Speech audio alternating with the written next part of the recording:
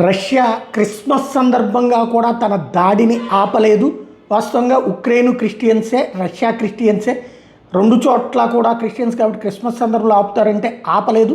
తూర్పు ఉక్రెయిన్ మీద మరింత ఉధృతమైన దాడులు చేస్తోంది. ఏదైతే సివెర్స్క్ పట్టణం మీదన భారీ దాడులు చేసింది. డొనెట్స్క్ ప్రాంతంలో ఈ ఊరుంది.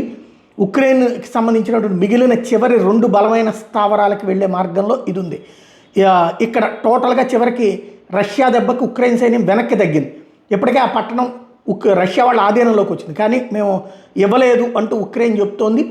ఉక్రెయిన్ అధ్యక్షుడు జెలెన్స్కీ దీని మీద తీవ్రంగా స్పందించారు. ఒక పక్కన శాంతి చర్చలు జరుగుతున్న సమయంలో కూడా దాడులు చేస్తున్నారు. ఈ యుద్ధాన్ని ఆపాలనే ఉద్దేశం రష్యాకి లేదని స్పష్టం చేస్తోంది. 3 పౌరులు మా వాళ్ళు చనిపోయారు. 4 ఏళ్ల చిన్నారి డ్రోన్ దాడిలో ప్రాణాలు కోల్పోయింది.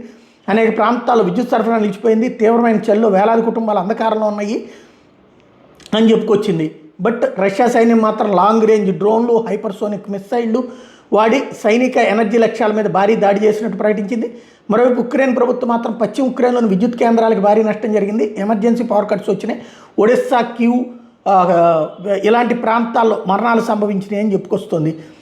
మరోవైపున చెర్నోబిల్ మీద పెను ప్రమాద హెచ్చరిక జారీ చేస్తోంది. ప్రపంచాన్ని వణికించేటటువంటి పరిస్థితి. రష్యన్ దాడి జరిగితే రేడియేషన్ షెల్టర్ కూలిపోవచ్చు. షెల్టర్ పూర్తిగా పునరుద్ధరించాలంటే 3-4 సంవత్సరాలు పడుతుంది. ఇస్కండర్ మిస్సైల్ లాంటి మిస్సైల్ సమీపంలో పడిన చిన్న భూకంపం లాంటి ప్రభావం అవుతుంది. అంతర్గత నిర్మాణం కూలిపోతుందంటూ ఉక్రెయిన్ చెప్తోంది. యూరప్ మొత్తం భద్రతకు ముప్పని హెచ్చరిస్తోంది. మరోవైపు బ్లాక్ సీ పోర్ట్ నగరం ఒడెస్సా మీదన దాడులు చేసుకొచ్చింది. అలాగే మయామిలో అమెరికా మధ్యవర్తిత్వంతో చర్చలు అయితే జరుగుతూ ఉన్నాయి.